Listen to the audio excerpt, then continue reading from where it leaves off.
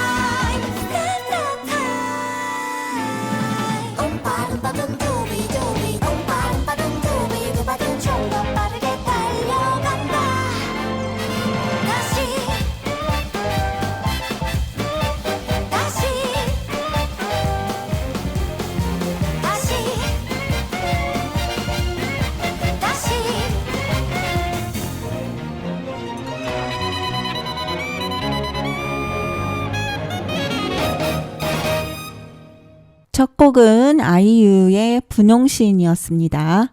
오늘 첫 주인공은 신발 한 짝만 신은 사나이 이하손, 영어로는 제이슨, 영웅 이하손이에요. 서양에서 신발은 자신의 정체성을 상징하기도 해요. 신데렐라의 유리구두 같은 우리가 입장을 바꿔서 생각해 본다는 말을 하잖아요. 영어로는 in your shoes. 내가 네 신발을 신는다면 이렇게 말하거든요. 우리가 이력서 쓰잖아요. 이력서가 신발을 끌고 다니는 개인의 역사라고 하더라고요. 이력이라는 게 어떤 이가 이룬 발자취라고 하니까. 그럼 이제 이아손 얘기 시작해 볼게요. 이아손은 테살리아의 이올코스의 원래 왕자로 태어났어요. 그런데 태어났을 때 이미 아버지 이름이 아이손이에요. 이아손 아버지 이름이 아이손. 아버지가 너무 나이가 많이 들고 노쇠한 거예요. 그러니까 젊은 삼촌인 펠리아스가 형님은 너무 늙으셨고 조카가 아직 어리니까 내가 나라를 잘 다스리다가 조카가 크면 왕위를 물려주겠습니다. 그러는 거예요. 또 아버지가 좀 착하시고 그랬나 봐요. 그래서 삼촌이 왕위를 차지해요. 그래도 단종처럼 조카를 막 죽이진 않았어요. 그런데 가까운 친척들이 보니까 이 언제 죽을지 모를 5살 이아손이 걱정되는 거예요. 그래서 펠리온 산으로 몰래 보내요. 거기에는 영웅들의 스승이 있어요. 기억나시죠? 반인 반마 켄타우로스 족의 케이론이라는 그 외에 아스클레피오스나 아킬레우스를 가르친 스승. 그렇게 이아손도 케이론 밑에서 15년 동안이나 무술은 물론이고 뭐 수학, 음악, 두루두루 여러 가지 기술을 다 습득해요. 그런데 15년 후에 이올코스에 이런 소문이 돌아요. 모노산달로스가 내려와서 이올코스의 왕이 된다네. 그런 노래를 애들이 부르는 거예요. 왜 그 소문내는 데는 애들 노래가 제 기억이잖아요. 애들이 왜 그런 노래를 부르게 됐는지 한번 알아볼게요. 15년쯤 후에 이아손은 산에서 내려와서 강을 건너려고 했는데 강둑에 웬 할머니 한 분이 앉아 계시는 거예요. 물살이 너무 세니까 누군가 도와줄 사람을 기다리고 있는 것 같아서 어르신 제가 도와드릴까요? 그랬더니 이 할머니가 퉁명스럽게 그래 이놈아 당연히 나를 업고 건너야지 그러는 거예요. 이아손이 뭐 할머니가 이렇게 하면서 좀 화가 났지만 그래도 참고 할머니를 업고 건너요. 근데 강물 속에 들어가니까 생각보다 깊어서 업고 있는 할머니 엉덩이가 닿는 거예요. 그랬더니 또 이 할머니가 대뜸 야 이놈아 내 옷 다 젖는다 이 나쁜 놈아 하면서 막 소리를 치는 거예요. 그리고는 막 목을 조를 듯이 끌어안는 거예요. 그러니까 이아손은 너무 화가 치밀어서 당장 이 할머니를 팽개치고 싶은 걸 또 꾹꾹 참고 갔어요. 근데 무슨 강이 가도 끝이 없고 할머니는 점점 더 무거워지는 거예요. 그러다가 물살이 세서 발을 삐끗했는데 그때 신발 한 짝이 물살에 휩쓸려 가버린 거예요. 근데도 이 할머니는 야 그렇게 힘이 없냐 이놈아 그렇게 힘이 없어가지고 어떻게 왕위를 다시 빼앗느냐 이놈아 하는 거예요. 이아손은 이게 무슨 소린지 멍하다가 정신을 차리고 봤는데 이미 할머니는 온데간데 없이 사라진 거예요.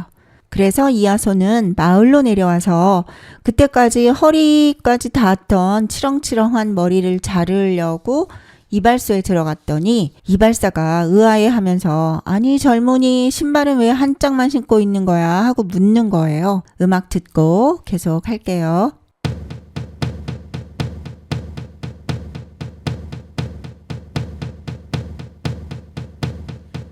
Give me a second, I need to get my story straight. My friends are in the bathroom getting higher than the Empire State. My lover, she's waiting for me just across the bar. My seat's been taken by some sunglasses asking about a scar. And I know I gave it to you months ago. I know you're trying to forget, but between the drinks and subtle things, the holes in my apologies, you know, I'm trying hard to take it back. So if by the time the bar closes and you feel like falling down, I'll carry you home tonight. We are young, so let's set the world on fire. We can burn brighter than the sun tonight. We are young,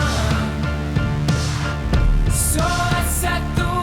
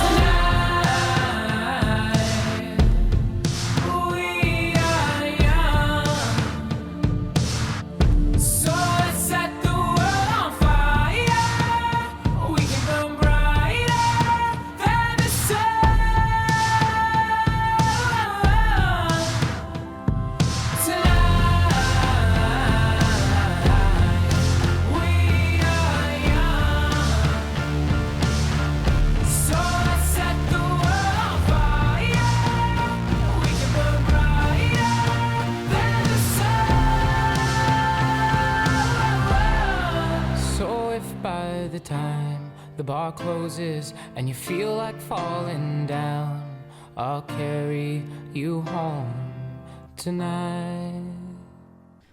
펀의 We Are Young, 우린 젊어 같이 들었습니다. 요즘도 광고나 영화에 많이 쓰여서 되게 익숙하실 거예요. 여러분이 지금 서대문 FM 라디오 누워서 듣는 그리스 신화를 듣고 있습니다. 이하손이 이발사한테 뭐 그런 사정이 좀 있었다라고 했더니 이발사가 요즘 모노산달로스가 내려와서 왕이 된다네 라는 노래가 크게 유행한다고 그런 말을 하는 거예요. 모노는 하나라는 뜻이고 산달로스는 가죽신을 말하는 거예요. 지금 우리 샌달의 어원이 되는 산달로스. 그러니까 모노산달로스는 가죽신 한 짝만 신은 사람이란 뜻이래요. 이발사가 그러면서 이런 이야기를 이제 해줘요. 펠리아스 왕이 자기 계모를 헤라 신전까지 쫓아가서 죽였대요. 그래서 헤라 신전을 지키고 있는 사제가 그런 못된 짓을 그만두지 않으면 모노산달로스가 와서 왕위를 빼앗을 거다. 그랬더니 또 왕이 펄쩍펄쩍 뛰면서 신전 기둥뿌리까지 다 부셔버렸다는 거예요. 그 뒤로 그런 노래가 온 나라에 널리 퍼졌대요. 그제서야 이하손은 아까 그 할머니가 바로 헤라의 여신이었구나 라고 깨달았어요. 헤라가 이하손이 도와줄 만한 싹수가 있는 녀석인지 일부러 화를 돋우면서 이 녀석이 얼마나 참고 견디나 자질을 시험해 본 거예요. 그래서 그 뒤로는 헤라가 이하손의 수호신이 되어줘요. 이하손이 이올코스 왕궁에 나타나니까 왕 펠리아스가 깜짝 놀랐겠죠. 더군다나 한쪽 신발만 신고 있으니까 간신히 이제 정신을 가다듬고서 조카 내가 왕위를 물려줄게. 근데 조카도 뭔가 공적을 쌓으면 좋겠지? 그러면서 저기 콜키스라는 나라에 황금 양피를 가져오라고 해요. 흑해 동쪽에 위치해 있는 콜키스라는 곳에 가려면 위험한 항해를 해야 하고 그 나라의 보물이라는 황금 양털은 잠들지 않는 거대한 용이 불을 뿜으면서 지키고 있다고 해요. 삼촌 펠리아스의 심보가 뻔히 보이지만 이하손은 자기도 뭔가 왕위에 오르려면 영웅으로서의 면모를 보여야 되겠다 생각을 하고 수락해요. 그런데 이하손은 자기 혼자서 이 업무를 감당하기는 너무 어렵다고 생각해서 원정단을 만들었어요. 드림팀. 또 헤라 여신이 도와줘서 최고의 영웅들이 다 이제 그 원정단에 합류해요. 헤라클레스, 테세우스, 또 유명한 음악가인 오르페우스까지. 거기다가 당대 최고의 여자 사냥꾼인 아탈란테가 있었는데 아탈란테도 가담을 해요. 고대 여성의 위치를 생각하면 되게 파격적이죠. 더군다나 배 타는 거를 뭐 불길하다고 생각을 하던 그런 시절인데 처음에는 이하손도 여자라 안 된다고 했는데 워낙 아탈란테가 그 뛰어난 기량으로 시험에 합격을 하고 통과하니까 결국은 합류해요. 아마 원정대의 위상을 높이기 위한 장치인 것 같아요. 여러 영웅들 뿐만 아니라 이런 뛰어난 여자까지도 원정대가 됐다. 뭐 이렇게. 그래서 최고의 어벤져스급 드림팀 50명의 원정단이 만들어졌어요.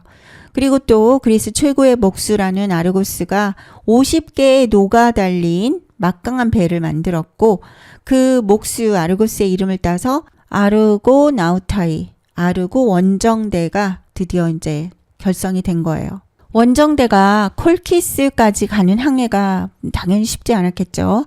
먼저 가는 길에 렘노스라는 섬에 들렀는데 거기에는 여자들만 살고 있는 거예요. 알고 봤더니 이 여자들은 아프로디테를 좀 무시하고 아프로디테 섬기는 걸 소홀히 하니까 아프로디테가 저주를 내려서 여자들 몸에서 심한 악취가 났대요. 그러니까 남편들이 아내를 멀리하고 다른 지역 여인들과 불륜을 저지르니까 남편들을 다 죽였다는 그런 사연이 있더라고요. 음악 듣고 계속 할게요.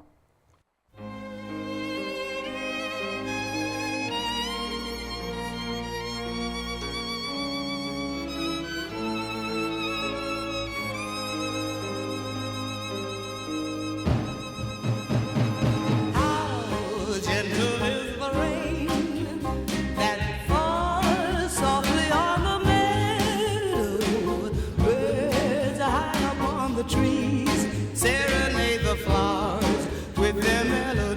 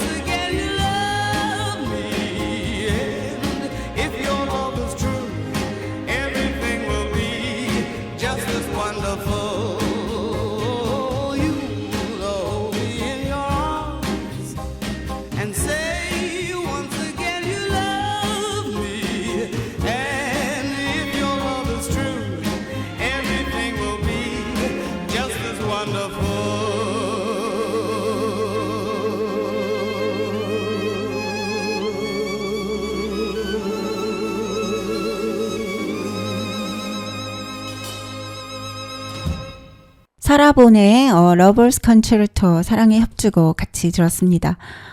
전도연 한석규 주연한 그 영화 접속의 OST였죠. 그게 97년 영화였더라고요. 영화 흥행 덕분에 우리나라에서 팔린 영화 OST 앨범 판매 중에 2위래요.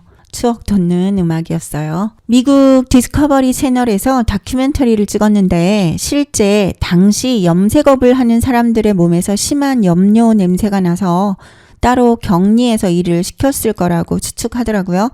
또 아르고 원정대 목적지인 콜키스라는 나라는 지금 현재 조지아의 조상쯤 되는 실제 있던 나라였다고 해요.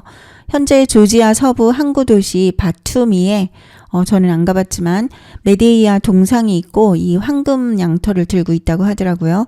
오래전부터 이곳에서는 양털을 사용해서 사금을 채취했대요. 양털을 물에 집어넣었다 꺼내면 그 사금이 묻어나서 이제 반짝반짝 빛나는, 그래서 아마 이제 황금 양털이라고 했나 보다라고 하더라고요. 또 그리스와 양털 무역을 했을 걸로 보이고 아르고 원정대 항해가 실존했을 그런 역사적 자료들이 좀 있다고 하더라고요. 많은 우여곡절 끝에 아르고 원정대는 드디어 목적지 콜키스에 도착을 해요. 그리고는 아이에테스 왕한테 목적을 말했는데 왕이 속으로 어이가 없겠죠. 누가 부와 행운을 상징하는 나라의 보물을 그냥 내주겠어요. 당연히 화가 났지만 외교 문제를 만들지 않으려고 속으로는 이 녀석들을 골탕 먹이자 하고서는 어려운 조건들을 내걸고 미션을 수행하면 주겠다 이렇게 해요. 미션은 1단계 청동 발굽을 하고 미쳐 날뛰는 황소 2마리를 잡아서 멍에를 씌우고, 2단계는 개들 보고 밭을 갈게 해서 용의 이빨을 씨처럼 뿌려라. 어느 하나 쉽지 않은 정말 말도 안 되는 미션이죠. 이때 등장한 이가 아이에테스의 왕의 딸 메데이아 공주예요. 메데이아는 약초를 아주 잘 다루고 마법을 잘 쓰는 최고의 마법사였어요.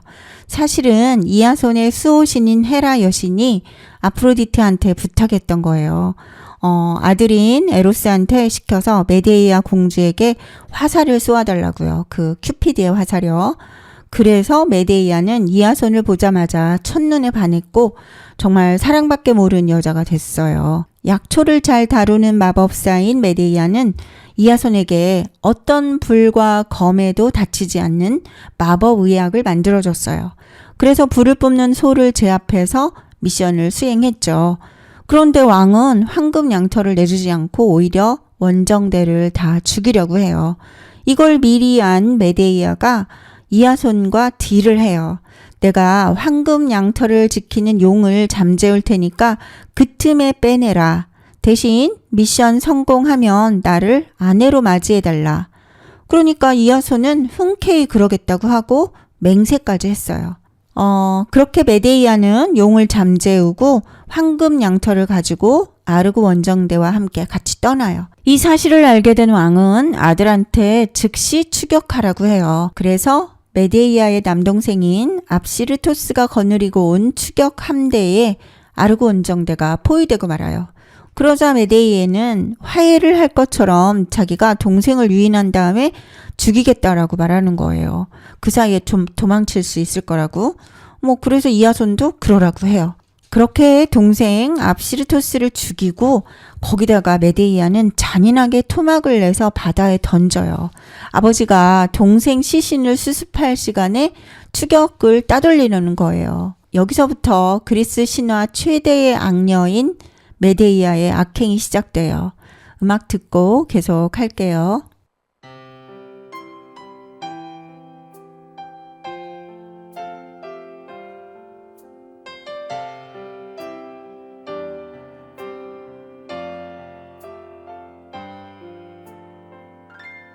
You believe that I've changed your life forever, and you're never gonna find another somebody like me. And you wish you had more than just a lifetime to give back all I've given you, and that's what you believe, that I owe you.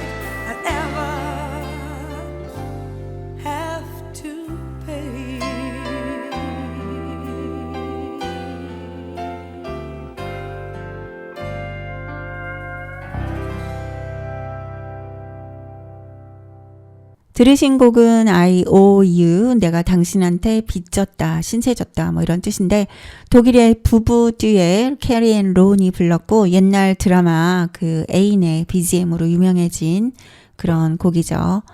아르고 원정대는 올 때와 마찬가지로 돌아갈 때도 여러 가지 모험을 겪어요. 또 동생을 잔인하게 죽인 일로 제우스가 크게 노해서 중간에 섬에 들러서 속죄를 해야 했고요. 또 오디세우스가 집에 돌아가는 길에 그 세이렌의 노랫소리 유혹을 받았었잖아요. 그때는 이제 자신이 돛대에 꽁꽁 묶어놓고 유혹을 물리쳤잖아요. 오디세우스 이전에 아르고 원정대들이 이 세이렌의 유혹을 받았어요. 다행히 최고의 음악가인 오르페우스가 오히려 세이렌보다 더 아름다운 음악을 연주해서 그 위기를 벗어났다고 해요. 그렇게 이올코스에 돌아온 이아손은 삼촌인 펠리아스에게 황금 양털을 건네줘요. 그런데 삼촌은 약속을 또 안 지키고 왕위를 내놓지 않아요. 그리고 또 이아손이 돌아오는데 시간이 오래 걸렸을 거 아니에요. 그 돌아오기 전에 아빠하고 엄마한테 당신 아들은 이미 죽었을 거라고 거짓말을 해서 스스로 목숨을 끊게 만들었어요. 그쯤 되자 또 우리의 악녀이신 메데이아가 나서서 펠리아스 왕에게 복수를 해요. 근데 그 복수가 악녀의 명성에 걸맞는 너무 잔인한 복수예요. 메데이아는 어느 날 펠리아스의 딸들 앞에서 마법쇼를 벌여요. 늙은 양을 펄펄 끓는 솥에 넣고 또 마지막으로 비법의 약초라면서 넣고 끓여요. 그리고 나서 잠시 후에 젊은 양을 솥에서 꺼내는 거예요. 그리고서는 딸들한테 이거는 회춘을 시키는 마법의 약인데 내가 특별히 너희 아버지한테 해줄 수 있다. 너희들이 결정해라. 그래요. 그래서 그 말에 혹해서 딸들은 아버지 펠리아스를 죽여서 솥에 넣어요. 당연히 그대로 죽어버렸겠죠. 그런 식으로 남편 이아손을 위해서 잔인한 짓을 한 거예요. 그런데 사람들이 이런 이아손과 메데이아의 행태가 너무나 잔인하다고 오히려 왕의 자격이 없다고 쫓아내버렸어요. 그렇게 그 둘은 코린토스라는 곳에 도망가서 아들 둘을 낳고 살게 됐어요. 그런데 그렇게 잘 살면 좋았을 걸. 이제 비극이 또 여기서부터 시작돼요. 코린토스의 왕 크레오는 아들이 없고 가만히 보니까 이아손한테 자기 딸을 맡기면 좋을 것 같다는 생각이 들었어요. 그래서 제안을 해요. 내 딸 글라우케와 결혼을 하면 어떻겠냐.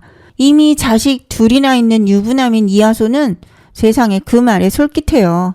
메데이아가 아니 내가 동생도 죽이고 아버지도 버리고 조국도 버리고 당신 하나만 보고 여기까지 왔고 우리 아들도 둘 있는데 어떻게 그럴 수가 있느냐라고 했겠죠.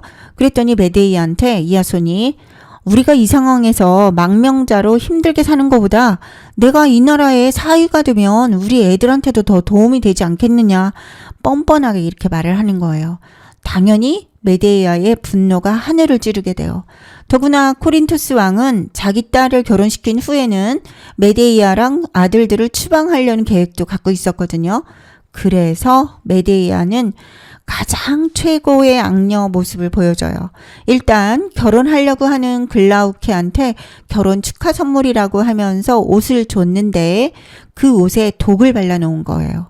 그래서 결혼식 당일 순식간에 불에 타서 그 글라우케는 죽게 되고 그걸 말리던 왕도 그 자리에서 죽게 돼요. 메데이아의 복수는 거기서 끝나지 않았어요. 이아손에게 가장 큰 고통을 줄 수 있는 방법을 생각한 거예요. 보통 사람은 절대 생각해낼 수 없는 방법이에요. 과연 그게 뭘지 음악 듣고 계속 할게요.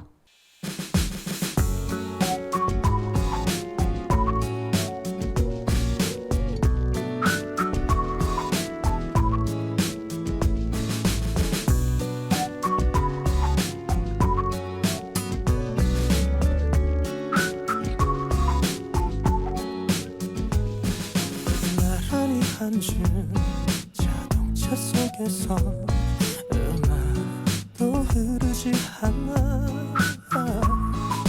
늘 잡고 있던 네 왼손으로 너 입술만 뜯고 있어 네가 할 말 알아 그 말만은 말아 Don't know why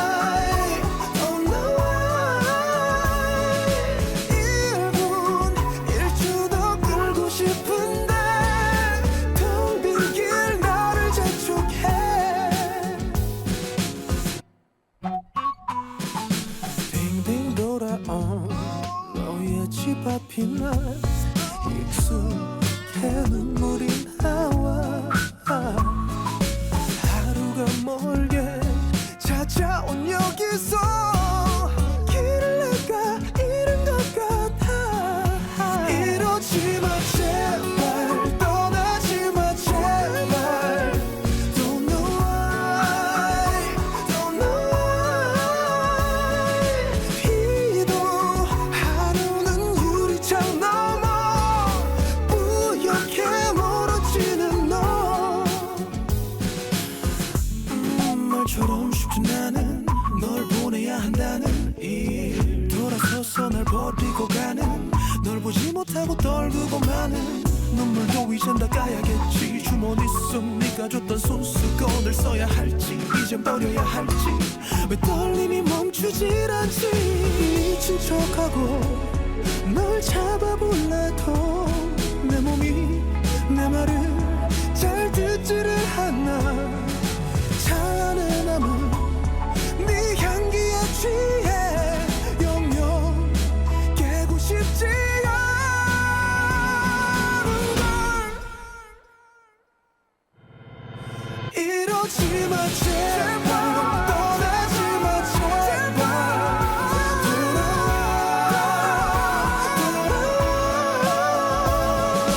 네가 떠나간 빈자리 위에 차가운 향기만 남아 이러지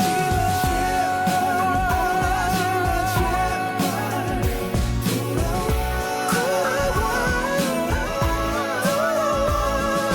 남은 향기만 안고 있을게 돌아와 네 자리로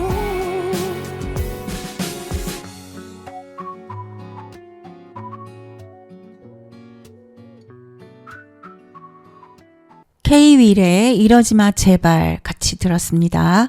여러분은 지금 가만히 듣다 점점 귀 기울이는 방송 서대문 FM 라디오 누워서 듣는 그리스 신화를 듣고 있습니다. 이하손에게 할 수 있는 가장 큰 복수 바로 이하손의 대를 끊어놓는 거예요. 그래서 자신의 어린 아들 둘을 자기 스스로 죽이는 거예요. 세상에.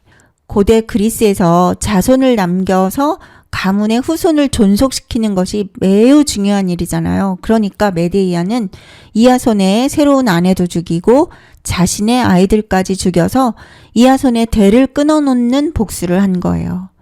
이렇게 메데이아는 그리스 신화 최고 악녀 이름을 얻게 돼요. 이쯤 되니까 그동안 수호신 역할을 하던 헤라도 등을 돌리고 이하손은 그 아르고 원정대를 떠났던 그 배에 있잖아요. 그 배에 기대서 앉아 있다가 어느 날 낡은 판자가 떨어져 가지고 거기에 맞아서 허무하게 죽고 말아요. 신화 연구가들은 이렇게 표현하더라고요. 권력이 제일 중요한 남자 이하손과 사랑이 전부인 여자 메데이아의 잘못된 만남으로 생긴 그리스 신화 최고의 비극이라고. 미션을 수행해서 빨리 왕위를 받는 것만 중요했던 이하손은 메데이아와 결혼도 미션 수행의 일부였던 거죠. 그래서 다시 권력을 가질 것 같은 기회에 가정 따위는 버리면서 뻔뻔하게 이게 다 나 혼자 잘 먹고 잘 사는 게 아니다 라고 말한 거죠. 그에 비해서 사랑이 전부였던 여자 메데이아는 동생도 아버지도 자기 조국도 다 버리고 남편 하나만 보고 온갖 짓을 다 하면서 남편한테 헌신했기 때문에 그 배신에 대한 분노가 너무 커서 악녀가 돼버린 거다. 뭐 이렇게요. 그래서 이 이야기는 고대부터 현재까지 연극으로 공연되고 많은 드라마의 모티브가 되고 있다고 해요. 먼저 고대 그리스 비극 작가 에우리피데스의 메데이아라는 희곡이 있어요. 당시에 아테네 아크로폴리스에서 열리던 그 디오니소스 제전에 이 메데이아 작품을 처음 출품했는데 3명 중에 3등 했대요. 작품성을 떠나서 아마 그 당시 사람들이 메데이아의 악독함에 더 분개했던 것 같다고 해요. 지금도 이 에우리피데스의 메데이아는 그 외 한예종이나 뭐 다른 예술대학의 연극과에서 필수 작품으로 공부하고 공연하더라고요. 또 우리가 잘 아는 드라마가 있어요. 몇 년 전에 히트하고 이슈가 됐던 부부의 세계라는 드라마 있잖아요. 그 김희애 나오고 또 그 드라마에 유명한 대사 있어요. 사랑에 빠진 게 죄는 아니잖아. 사빠 죄아라고 줄여서 쓰던데 불륜을 저지른 남편의 그 뻔뻔한 대사, 또 그 남편이 이런 말도 했어요. 내가 미치겠는 거는 두 사람을 동시에 사랑한다는 거야. 헐, 이 뭔 미친 소린지. 너무 어이가 없어서 밈이나 패러디도 많았었잖아요. 근데 원래 이 드라마는 2015년부터 2017년 시즌2까지 영국 BBC에서 방영한 닥터 포스터라는 드라마를 원작으로 했다고 해요. 그리고 이 닥터 포스터 드라마의 작가는 메데이아에서 영감을 받아서 작품을 썼다고 하고요. 그 부부의 세계에서도 김희애가 왜 그렇게 사랑하는 아들을 마치 어떻게 할 것 같은 걸 암시하는 장면 나오잖아요. 물론 그렇게 하진 않지만 남편에 대한 분노가 자식한테 투영되는 것 같은 그런 모습이 살짝 나왔잖아요. 음악 듣고 계속 할게요.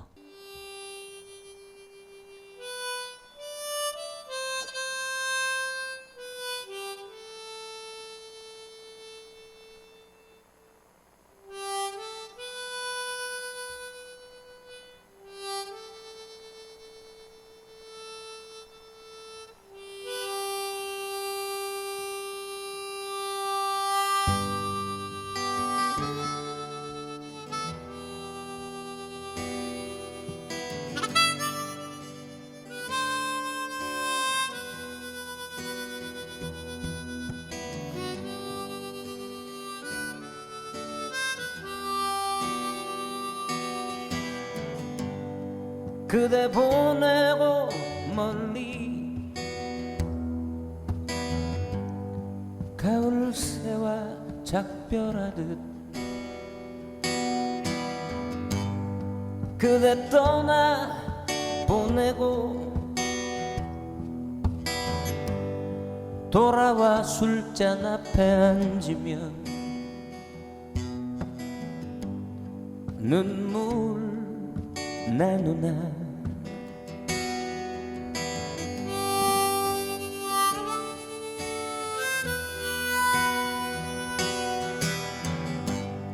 그대 보내고 아주 지는 별빛 바라볼 때 눈에 흘러 내리는 못다한 말들 그 아픈 사랑 지울 수 있을까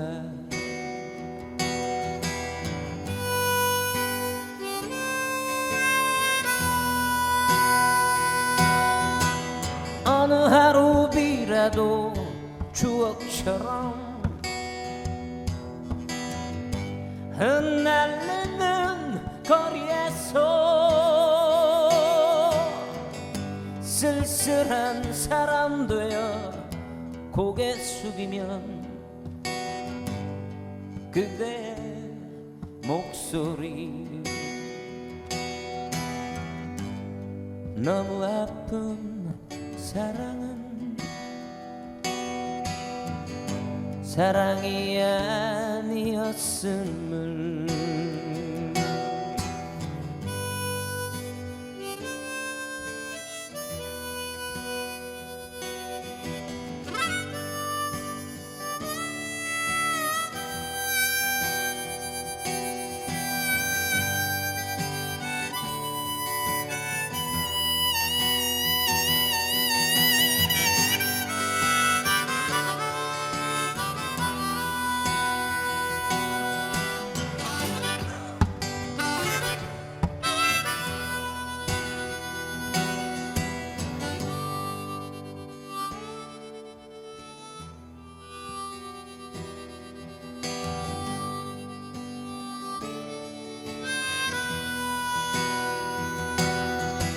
어느 하루 바람이 젖은 어깨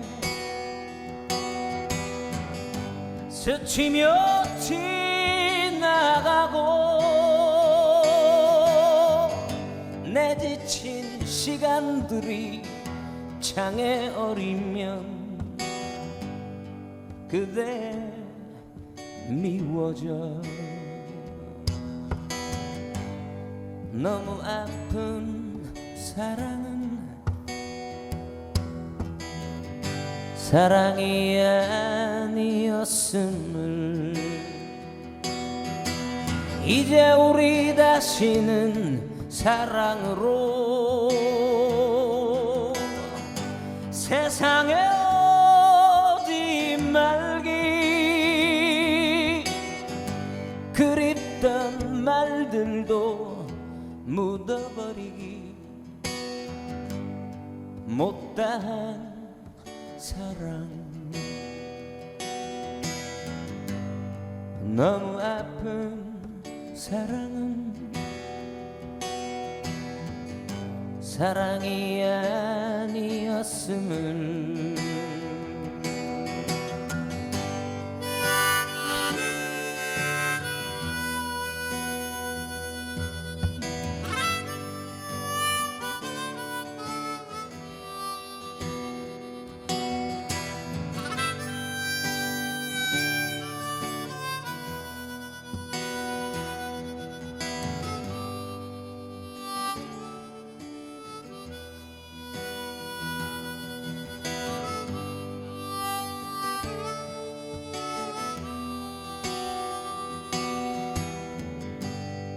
너무 아픈 사랑은 사랑이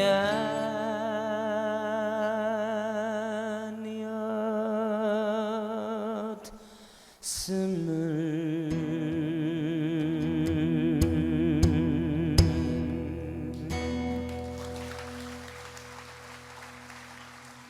김광석의 너무 아픈 사랑은 사랑이 아니었음을 같이 들었습니다. 사랑이 전부였지만 배신으로 결국은 악녀가 됐던 메데이아와 다른 길을 갔던 사랑이 전부였던 남자 이야기를 해볼게요. 아까 아르고 원정대가 황금 양털을 가지고 다시 돌아갈 때 노래로 사람들을 홀리는 세이렌 만났고 그때 세이렌보다 더 아름다운 연주와 노래로 세이렌을 물리친 사람이 있었잖아요. 오르페우스. 그때 세이렌들은 자존심 상해서 한동안 노래를 안 불렀다고 해요. 물론 나중에 오디세우스 만나서 다시 또 유혹을 하긴 했지만 좀 전에 음악 들은 김광석처럼 당대 최고의 음유 시인이었던 오르페우스는 우리가 흔히 예술가들한테 영감을 주는 뮤즈, 그 뮤즈 중에 한 사람이 엄마였어요. 또 음악의 신 아폴론한테서 리라를 배웠는데 그 실력이 어느 정도였냐면 오르페우스가 연주를 하면 생명이 없는 목석도 춤을 추고 난폭한 맹수도 순식간에 얌전해졌을 그럴 정도였다고 해요. 그런 오르페우스가 님프 중에 하나인 에우리디케와 사랑을 하고 결혼을 하게 됐어요. 그런데 결혼하고 얼마 안 됐는데 어느 날 에우리디케가 그만 뱀에 물렸고 그 뱀이 하필이면 독사라서 바로 죽고 말았어요. 오르페우스는 너무 슬퍼서 저승에까지 내려가요. 이승과 저승 사이에 저승으로 가는 강이 있어요. 그 아케론 강에는 망자를 저승으로 실어 나르는 뱃사공 카론이 있어요. 카론한테 당연히 뱃삭을 내야 돼요. 근데 뭐 아무거나 돈 냈다 하고 주는 게 아니라 뭐 정해진 규정이 있겠죠. 그런데 카론한테 오르페우스가 연주를 하고 들어가라는 허락을 받는 거예요. 또 저승 문 앞에는 머리가 3개 달린 케르베로스라는 개가 지키고 있어요. 이 개가 또 사납기는 말도 못하거든요. 그런데 이 개도 리라 연주로 순하게 만들어서 들어가요. 그러자 저승의 신 하데스가 아니 산자가 여길 어떻게 들어왔느냐, 너는 이제 나갈 수 없다라고 했는데 오르페우스의 아름다운 연주가 하데스랑 그의 부인도 무장해제를 시켜요. 결국 하데스의 부인 페르세포네가 그 사연을 듣고서 그래 그럼 에우리디케를 풀어주겠다고 해요. 대신 조건이 있어요. 지상에 완전히 나갈 때까지 오르페우스가 뒤를 돌아보면 안 된다는 조건이요. 불길하시죠. 뭔가 이런 조건이 생기면 왜 꼭 좋지 않은 일이 결국은 일어나는지 머피의 법칙인지. 오르페우스는 앞서서 한참을 가요. 그런데 뒤에서 아무 기척이 없어요. 에우리디케는 혼백이라 아무 기척이 없겠죠. 이제 거의 지상으로 나와서 희미한 빛이 좀 들어온다고 생각했는데 근데도 아무 기척이 없으니까 불안한 마음에 무심코 돌아봤어요. 그 자리에 에우리디케가 있었어요. 근데 그녀는 금세 다시 지하 세계로 빨려 들어가 버리고 말았어요. 이때 에우리디케의 눈빛에 어떤 원망도 없었대요. 당신은 할 만큼 했다. 고맙다. 그런 마음이겠죠. 오르페우스는 너무 상심이 됐지만 포기하지 않고 다시 한 번 더 지하세계에 도전해요. 근데 이번에는 뱃사공 카론부터 어림도 없죠. 결국 혼자 지상으로 올라온 오르페우스는 식음을 전폐하고 죽은 아내 에우리디케만 그리워하고 슬픈 음악만 연주해요. 다른 여자들이 오르페우스 연주에 반해서 결혼하자고 해도 모두 거절하고 그저 슬픔 속에 살아요. 그러다가 거절당한 여자들이 네가 뭔데? 하면서 이제 괘씸하게 여겨서 어느 날 오르페우스는 여자들 몰매를 맞고 죽임을 당해요. 음악 듣고 계속 할게요.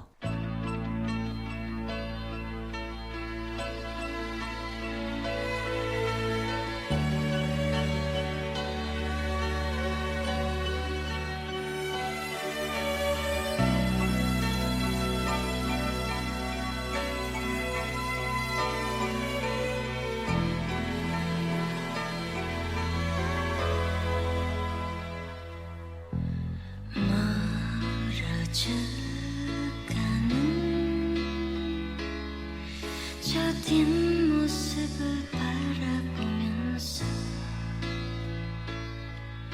난 아직도 이 순간을 이별이라 하지 않겠네.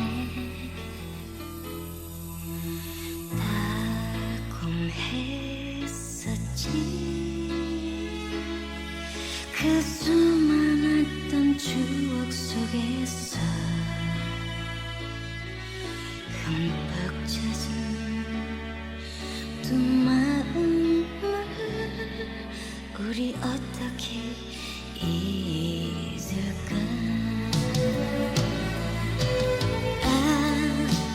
다시 올 거야. 나는 외로움을 견딜 수 없어. 나의 곁으로 다시 돌아올 거야. 그러나 그 시절에 너를 또 만나서 사랑할 수 있을까. 흐르는 그 세월에 나는 또 얼마나 많은 눈물을 흘리려나.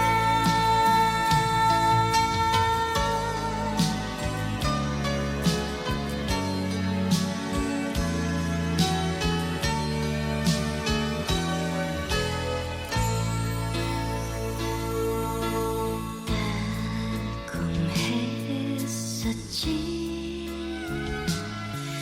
그 수많았던 추억 속에서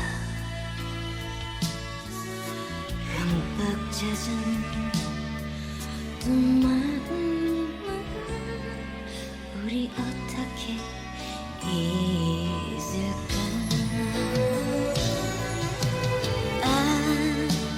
다시 올 거야. 나는 외로움을 견딜 수 없어.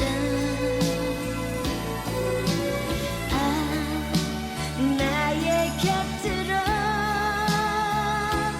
다시 돌아올 거야.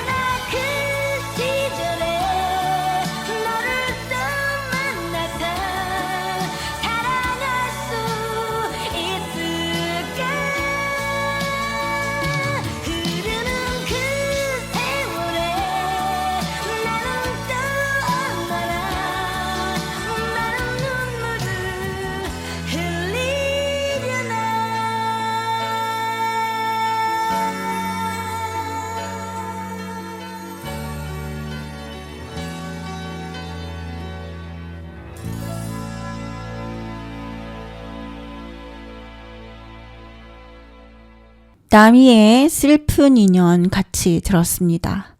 예전에 왜 디오니소스 얘기할 때 그 사이비 광신도들이 있었다고 얘기했잖아요. 술 마시고 광란의 축제를 벌이던 그 여자들한테 몰매를 맞고 죽은 거예요. 디오니소스는 오르페우스를 죽인 여자들이 자신의 광신도들이었다는 걸 나중에 알고 그 여자들을 움직이지 못하는 나무로 만드는 벌을 내려요. 오르페우스는 그동안의 그리스 신화에 나오는 영웅들하고 좀 다르죠. 힘과 용기 이런 거를 중시하는 영웅들과는 달리 음악이라는 수단으로 영웅이 된 인물이고, 그리고 수많은 신들, 수많은 영웅들과는 달리 한 사람한테만, 자기 아내한테만 지고지순한 사랑을 보여준 그런 인물이었어요. 바로크 시대에 만들어진 극과 음악이 만난 최고의 예술이라는 장르, 오페라. 그 최초의 오페라가 이 오르페우스 얘기래요. 오페라를 처음 만들 때 그리스 비극을 재조명해보자 라고 했다고 해요. 최초의 오페라는 다프네래요. 그 왜 아폴론이 사랑해서 쫓아갔는데 월계수 나무가 됐던 그 다프네. 근데 이거는 악보가 너무 조금 남아있어서 최초의 오페라라고 하긴 좀 미진하다. 그래서 최초의 완본 오페라는 1600년 에우리디체를 말하는 거고, 진짜 오페라다운 최초의 오페라는 몬테베르디의 오르페오로 여긴다고 해요. 모두 오르페우스와 에우리디케의 가슴 아프면서도 아름다운 사랑이 최초의 오페라에 적합한 꽤 극적인 소재라고 생각한 거죠. 누가 부인 찾으러 저승까지 가겠어요. 오늘 방송 어떠셨나요? 오늘은 사랑이 증오로 변해서 악녀가 된 메데이아와 사랑도 권력을 위한 수단으로 여긴 남자 이아손, 또 지고지순한 사랑을 했던 최고의 음유시인이자 음악가인 오르페우스 얘기했어요. 두 부부 이야기가 다소 극단적이긴 하지만 부부한테 뭐가 중요한지 한 번쯤 생각해 본 것 같아요. 마지막 곡은 뮤지컬 오페라의 유령 테마곡이죠. The Phantom of the Opera. 연주곡으로 들어볼게요. 피아노, 첼로, 바이올린으로 구성된 레이어스 클래식의 연주예요. 오늘도 방송 들어주셔서 정말 고맙습니다. 따뜻한 시간 되세요.